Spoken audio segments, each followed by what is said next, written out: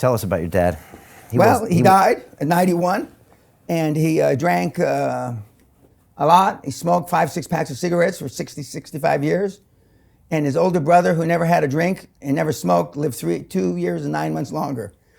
So my dad's theory would have been, or is, that I had a much more full life. But he's the reason I'm not tough, but he's the reason I'm tough.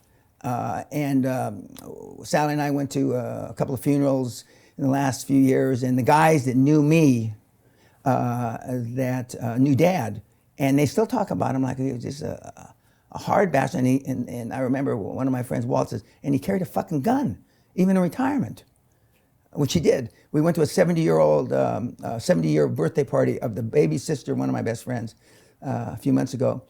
And there were a bunch of women in there that were in their 90s. One was almost 100, who remembered me. And of course, even though they said I was an angel, because when you get old, you must black out memories or early onset dementia. But and they talked about my dad and what a rough fucking guy he was. What was he like?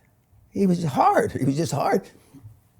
His dad died 3 months before he was born, so he didn't have a dad. So he served in 2 wars, Second World War and Korean War. And he said the military made a man out of me, and so we're going to raise you the military. When I went off to boot camp, volunteered for the draft in 1966, not 1866, I told these guys, this is nothing. You should have lived at my house.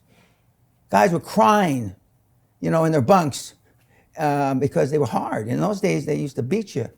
Of course, now somebody with an iPhone, they just sue the army for fucking $80 jillion. But your dad had already raised you hard. Yeah, he was already. And he was an alpha guy. Absolutely. And he was a pretty scary guy himself. Correct. And He was. Everybody can look that stuff up online. Yeah, you can Google my dad, Manny Pena, assassin, CIA assassin. Right. And so he built you into the opposite of the snowflake. Correct. But there's no Mannies around anymore. Nope. There's not many of you around anymore. Nope. I'm a dying breed in that regard. And I told you at dinner, I have a 13th rib. I have 1 rib more than human beings have.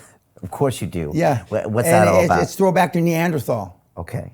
And I had completely forgot about it until just recently. I was preparing for my talk that I gave recently, and again, cervical. Yeah, 13th rib.